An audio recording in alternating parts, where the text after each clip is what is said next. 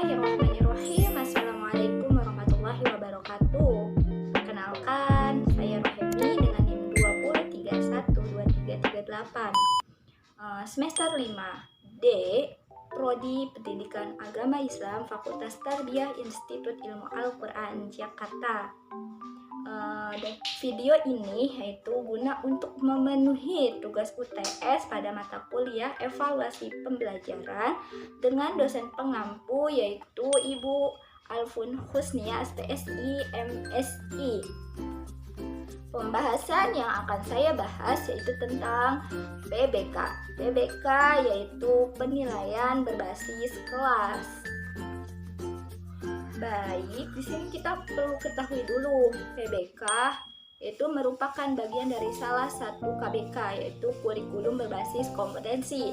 Poin-poin yang saya akan bahas pada kesempatan kali ini yaitu ada 3 poin, yaitu yang pertama ada hakikat atau pengertian PBK, yang kedua ada tujuan dan prinsip PBK, dan yang ketiga itu ada jenis-jenis PBK. Baik, langsung saja kita ke pembahasan yang pertama yaitu tentang hakikat dan pengertian PBK. PBK merupakan penilaian yang dilakukan di kelas untuk memperoleh informasi yang akurat tentang hasil belajar siswa tingkat kelas selama dan setelah kegiatan belajar dan mengajar terselenggara. Baik, pembahasan selanjutnya itu ada tentang hakikat PBK secara spesifik yang dapat diartikan sebagai suatu proses pengumpulan, pelaporan, dan penggunaan data serta informasi tentang hasil belajar peserta didik terhadap tujuan pendidikan. Tujuan pendidikan itu ada standar kompetensi, ada kompetensi dasar, dan indikator pencapaian yang telah ditetapkan oleh kurikulum.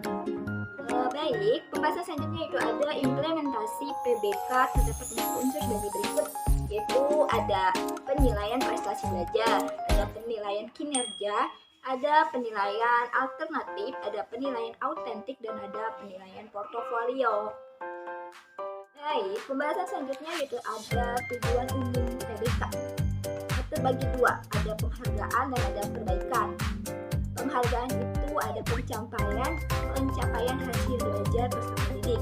Kalau penghargaan itu ada program pembelajaran dan ada kegiatan pembelajaran. Baik, pembahasan yang selanjutnya itu ada prinsip-prinsip PBK. Prinsip PBK itu terdapat 7 poin. Poin yang pertama yaitu ada valid atau tepat. Poin yang kedua yaitu mendidik. Poin yang ketiga yaitu berorientasi pada kompetensi. Poin yang keempat yaitu adil dan objektif. Poin yang kelima yaitu terbuka. Poin yang keenam berkesinambungan, dan poin yang terakhir yaitu poin ketujuh yaitu ada menyeluruh. Pembahasan selanjutnya yaitu kita akan membahas satu persatu dari poin-poin yang terdapat dalam prinsip-prinsip PBK. Yang pertama itu ada poin valid atau tepat, yaitu di mana alat ukur yang digunakan dalam PBK harus betul-betul dapat mengukur apa yang hendak diukur. Dan yang kedua itu ada mendidik. Di dalam PBK, guru harus dapat memberikan penghargaan, motivasi, dan upaya-upaya mendidik. Terus yang ketiga itu ada berorientasi pada kompetensi. PBK dilakukan untuk mencapai tujuan pendidikan. Tadi itu ada apa aja tujuan pendidikan itu ada standar kompetensi dasar, dan indikator pencapaian yang telah ditetapkan oleh KBK. KBK itu sendiri tadi kita sudah bahas di awal yaitu kurikulum berbasis kompetensi. Baik, selanjutnya itu ada poin nomor 4. Ada apa sih di poin nomor 4? Yaitu ada adil dan objektif. Kata adil dan objektif itu sangat mudah diucapkan, namun sangat sulit dilakukan karena penilai itu sendiri adalah manusia biasa yang tidak luput dari faktor subjektivitas. Selanjutnya yaitu ada poin nomor 5. Poin nomor 5 itu ada terbuka. Apa sih arti dari prinsip terbuka tersebut? Yaitu hasil dan sistem di dalam PBK tidak boleh disembunyikan atau dirahasiakan oleh guru. Baik, poin selanjutnya yang kita akan bahas yaitu tentang berkesinambungan, yaitu pada nomor 6 ada prinsip berkesinambungan, yaitu yang artinya PBK itu tidak hanya dilakukan di akhir awal sampai akhir kegiatan pembelajaran secara terencana, bertahap, dan berkesinambungan. Yang selanjutnya yaitu ada poin terakhir, yaitu poin nomor 7 dengan prinsip menyeluruh, yang artinya adalah penilaian terhadap suatu proses dan hasil belajar peserta didik harus dilakukan secara menyeluruh, utuh, dan tuntas, baik yang berkenaan atau yang berkaitan dengan domain kognitif, afektif, maupun itu psikomotorik. Pembahasan selanjutnya yaitu pembahasan yang terakhir tentang jenis-jenis PBK. Ada apa aja sih di dalam jenis-jenis PBK itu? Yaitu ada 7 poin.